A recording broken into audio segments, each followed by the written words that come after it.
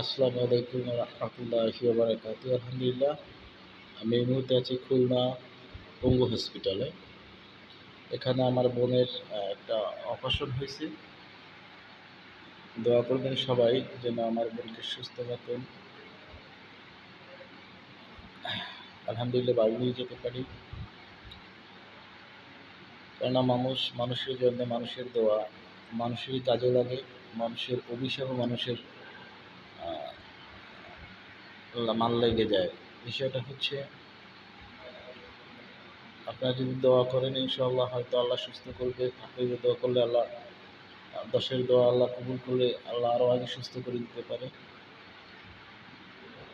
আর আমি আল্লাহর কাছে দোয়া করি যে আল্লাহ, পৃথিবীতে তুমি কাউকে রোগ দিও না। তোমার যদি কাউকে নিতে ইচ্ছে হয় তুমি একবারে নিয়ে যাও। কেননা একটা রোগী অপারেশন হলে তার খাবারগুলো বন্ধ হয়ে যায়। সে কোনো জিনিস খেতে পারবে না। পানি বলেন বা অন্যান্য যাবতীয় খাবার আছে, যেদিন অপারেশন হবে সেদিন খেতে পারবে না, যেদিন অপারেশন শেষ হবে ওই দিন খেতে পারবে না। মোটামুটি 2 দিন একটা রোগী না খেয়েই থাকতে হয়। স্লাইনের মাধ্যমে যতটুকু খাবার প্রয়োজন অতটুকু দেয়। তো এটা আপনজনরা যারা পাশে থাকে কতটা কষ্টকর হয়, যে মানুষগুলো এই রোগীগুলোর পাশে থাকে তারাই একমাত্র বুঝে।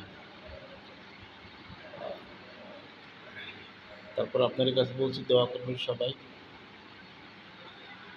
আমার বোনের জন্যে, যেন আমার বোনের আল্লাহ সুস্থ করে দেয়, যেন সুস্থ মতনই খুলনা থেকে আমরা বাড়ি নিয়ে যেতে পারি।